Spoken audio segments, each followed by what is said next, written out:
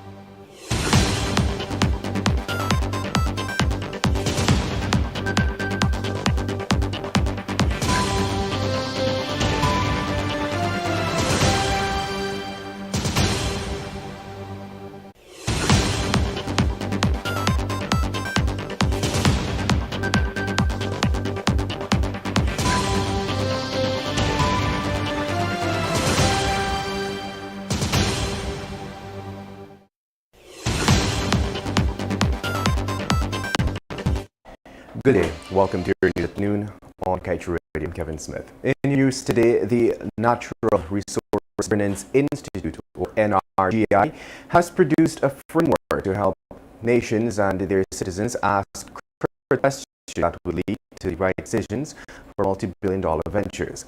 NRGI has provided advice to Guyana on several occasions on how to prudently develop its oil and gas resources in the Southern block. It said governments may not have the bargaining power or favorable investment environments needed to avoid all contract terms that risk lock-in. But interested stakeholders should ask whether the public utilities, ministries, or other bodies handling the negotiations are doing all they can to minimize the risks.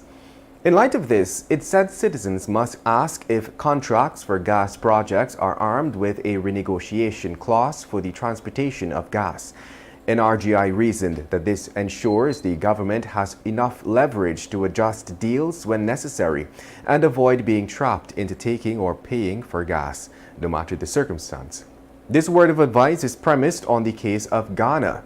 The African state was gripped by crippling debt after it was forced to take gas and pay for it, even though it didn't need it.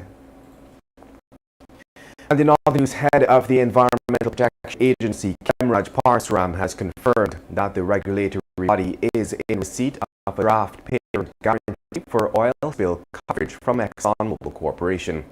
This is to complement the insurance policy in place by Exxon subsidiary operator of the Starboard Block, ESSO. Parsram said the EPA is also in receipt of an assessment regarding the realistic cost of an oil spill in a worst-case scenario. This was an independent study, he said, adding that it is in keeping with the provisions contained in the permit governing ESSO's fourth project development at the Yellowtail field in the Starboard Block. Meanwhile, residents of Houston, East Montana, and neighboring communities have registered their strong approval of the radioactive waste treatment facility being pursued by Schlumberger Guyana Inc., forcing the company to signal its willingness to relocate if necessary. IMEX Inc., a local environmental service provider to oil and gas companies, on Tuesday hosted a consultation at Park Rain to engage citizens on the operations of the facility. This meeting came close to 2 months after Guyana's High Court ruled that operations at the facility must cease. It was reported that on January 19th, the EPA, without any notice given to the public, granted Schlumberger permission to use, store, and possess radioactive materials at its facility located in Houston. Researchers that exposure to radiation 30 people have died in Syria. The death toll is likely to keep rising. More than 8,000 people have been pulled from the debris in Turkey, while some 380,000 have taken refuge in government shelters or hotels, authorities said. Before we head to break, I'll tell you that despite being scheduled for cross-examination on Wednesday, Chairperson of the Guyana Elections Commission, Claudette Singh, was a no-show at the Commission of Inquiry into the March 2020 elections. Justice Singh was listed among witnesses who were set to face a series of questions from Nigel Hughes, the lawyer for former Deputy Chief Elections Officer Roxanne Myers, in relation to their testimonies implicating Myers in the elections mayhem before the Elections Commission of Inquiry Committee. You're listening to Kaieteur Radio, 9.1 and 99.5 FM. This is News at Noon.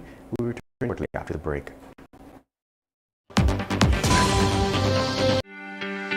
This is GHK Lal inviting you to join me weekdays from Monday to Friday on the National Outlook for commentary on a range of issues. Immediately after the 12 noon and 7 p.m. newscasts on Kaieteur Radio at 99.1 FM and 99.5 FM. Looking forward to you sharing in the conversation.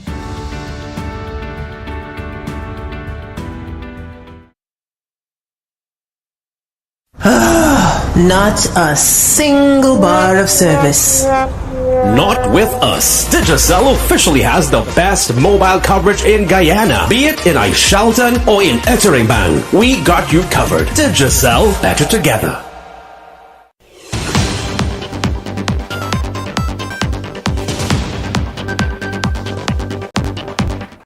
Welcome back.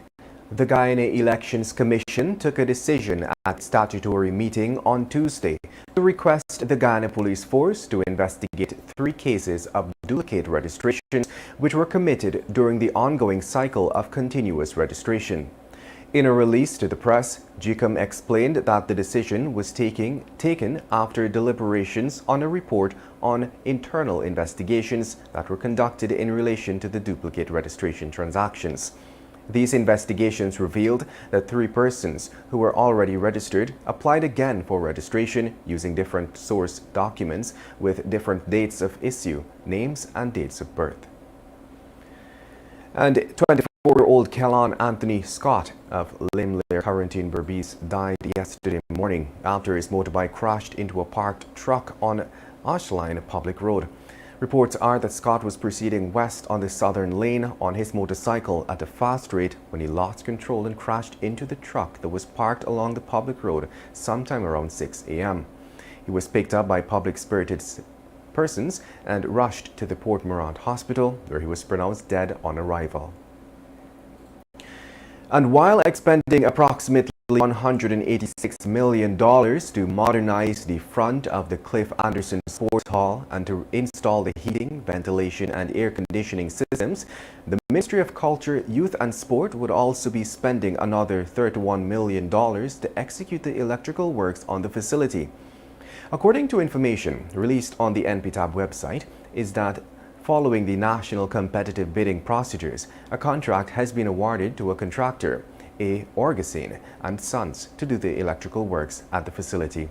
As previously reported, the ministry commenced a rehabilitation project last year to have the sporting facility enhanced and modernized. Meanwhile, 6 fishermen were last Sunday rescued by members of the Guyana Defense Force Coast Guard in the vicinity of Iron Pond foreshore Pomeroon River. The men reportedly survived the ordeal by helping each other to swim some 20 miles to safety after their boat sank last Thursday in the Atlantic Ocean. GDF stated that it had learned of the fishermen's plight on Saturday after receiving a distress report that the fishing vessel had lost propulsion in the Atlantic Ocean. The survivors reportedly told the Rands that their boat sank on Thursday and they supported each other as they swam ashore. They were transported to the GDF Coast Guard headquarters at Port Morant, Georgetown, and reunited with their families on Monday. In other news, the Guyana Police Force on Tuesday evening issued a wanted bulletin for accused Ponzi schemer 37-year-old Yuri Garcia Dominguez of Lot 242 Track A Coldigen, East Coast Amarara, for failing to adhere to his bail conditions and for additional fraud charges. Back in 2020, an investigation was carried out by the police, and this led to Yuri and his wife, Atika Ishmael, being slapped with 80-plus fraud-related charges.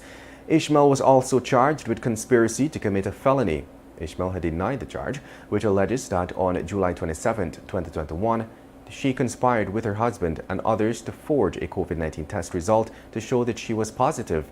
We had reported that when the couple was slated to appear in court, their attorney, Dexter Todd, had presented medical certificates purporting that his clients tested positive for COVID-19.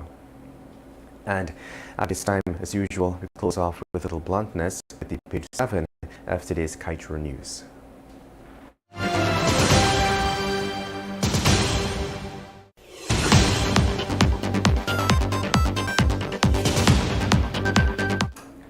Exxon's consultations. Thanks to the PPP government and Exxon for this consultation circus. Consultations without questions is a new one. That's like a wedding without singing, dancing, or eating. It's like a funeral without sermon or without a body. This is how the PPP government and Exxon are burying Guyanese. And that brings us to the end of today's News at Noon. I'm Kevin Smith. Thank you for listening. Want value for your advertising dollar? Then place your ads on Kaieteur Radio's newscasts. Streamed live on 6 different mediums, reaching hundreds of thousands. Advertise today and watch your dollar grow. Call us on 225-8465 or 226-8210 today.